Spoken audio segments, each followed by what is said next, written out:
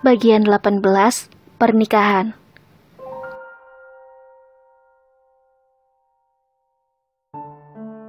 Dengan kecepatan 100 km per jam, Arya melarikan mobil Honda Jazz putihnya.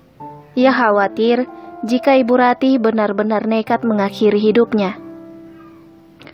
Sampai di rumah Nia, didapatinya Ibu Ratih tengah dipegang oleh Anita dan Nia. Ia terus berontak dan menangis. Kemarahan terlihat jelas di matanya saat menatap Arya. "Dasar kalian semua, penipu ulung. Teganya kalian membohongi aku selama ini. Dasar tak tahu diri kalian semua." Ia menatap tajam ke arah Arya, berusaha lepas dari pegangan Anita dan Nia. Arya melangkah mendekatinya dengan tenang. "Tolong Mama tenang dulu ya," ucap Arya sambil mengambil alih pegangan Anita. "Kamu, tega kamu membohongi Mama. Sekarang juga kamu pergi dari sini. Aku tidak mau melihat kamu lagi," teriaknya menepis Arya. Tatapan Arya beralih ke Nia yang memberi isyarat padanya bahwa Nia telah menceritakan segalanya pada mamanya tentang sandiwara pernikahan mereka. "Kenapa kalian tega? Tega sekali!" teriak Ibu Ratih sambil meronta. "Maaf, Ma. Aku tidak menipu Mama. Aku janji sama Mama, aku akan menikah dengan Nia. Jadi Mama tenang ya." Mendengar itu, serentak Nia dan Anita menatap Arya. "Bohong kamu. Kamu pasti bohong," teriaknya lagi. "Enggak, Ma. Arya tidak bohong. Besok aku akan menikah dengan Nia," ucapnya penuh keyakinan membuat Ibu Ratih sedikit tenang. Anita tak mengerti akan sikap Arya, apalagi Nia. Ia menyesalkan sikap asal Arya yang begitu mudahnya mengucapkan kata itu.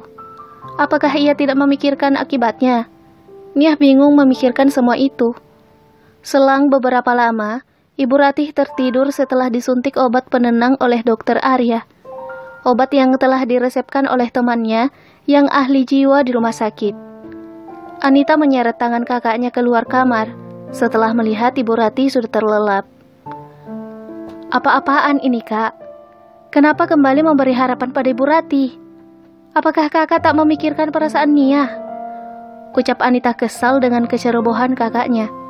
Ia tak mau kakaknya itu terus terjebak dalam kebohongan. "Tidak, Nit. Aku tidak memberi harapan. Aku memang akan menikah dengan Nia besok kalau Nia setuju.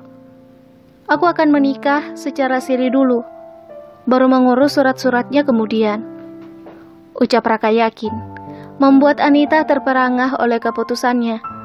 Anita tercengang mendengar pernyataan kakaknya. Ia tak mengerti kenapa tiba-tiba kakaknya memutuskan hal sebesar itu secara terburu-buru. "Kakak tidak bercanda kan?" tanya Anita tak percaya. "Apakah di mataku terlihat seperti orang yang bercanda?" tanya Arya menatap Anita dengan penuh keyakinan. "Tapi Kak," ucap Anita bingung.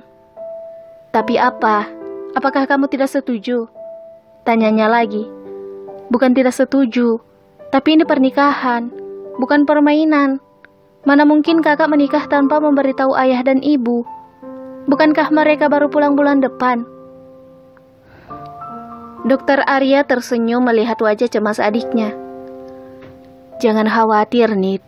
Aku sudah menelpon ayah dan ibu dan meminta persetujuan.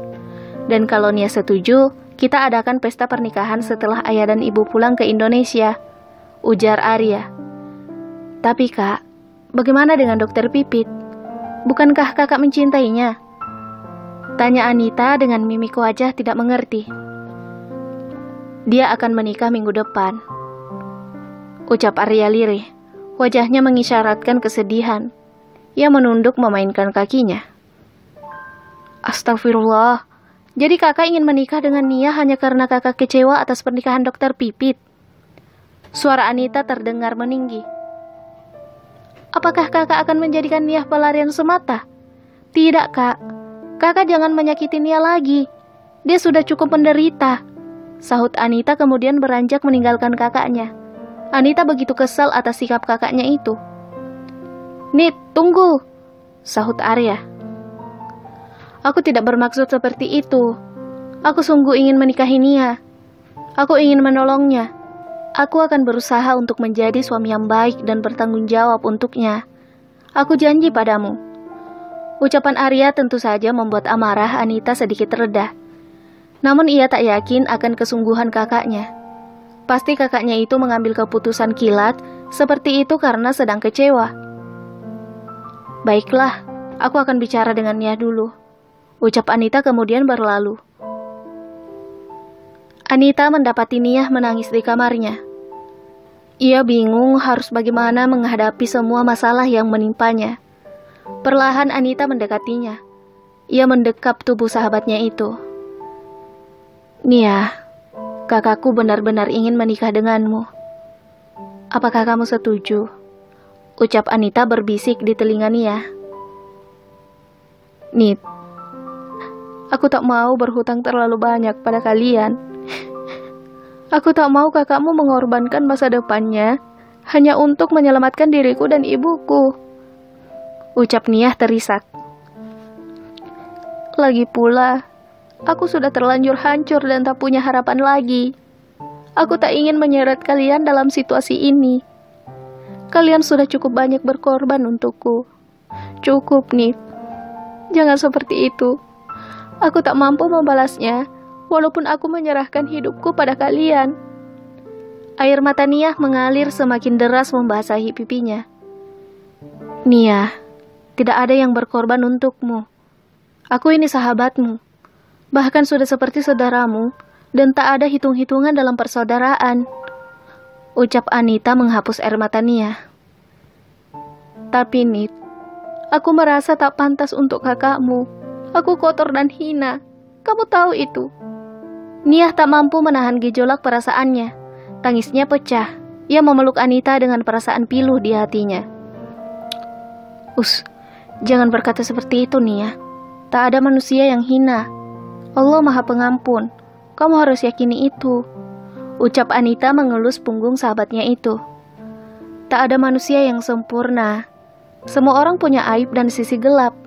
Namun, ada yang Allah samarkan dan ada yang Allah perlihatkan. Allah juga tak menilai masa lalu seseorang. Yang terpenting adalah sekarang dan nanti. Ucapan Anita membuat Nia tak mampu menahan untuk memeluk sahabatnya.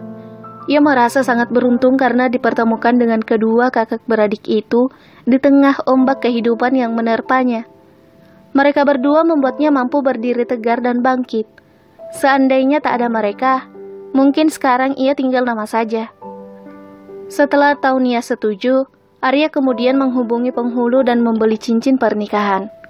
Tekadnya sudah bulat untuk menikah dengan Nia meskipun tak ada cinta untuknya. Ia ingin menolong wanita itu, juga Ibu Rati.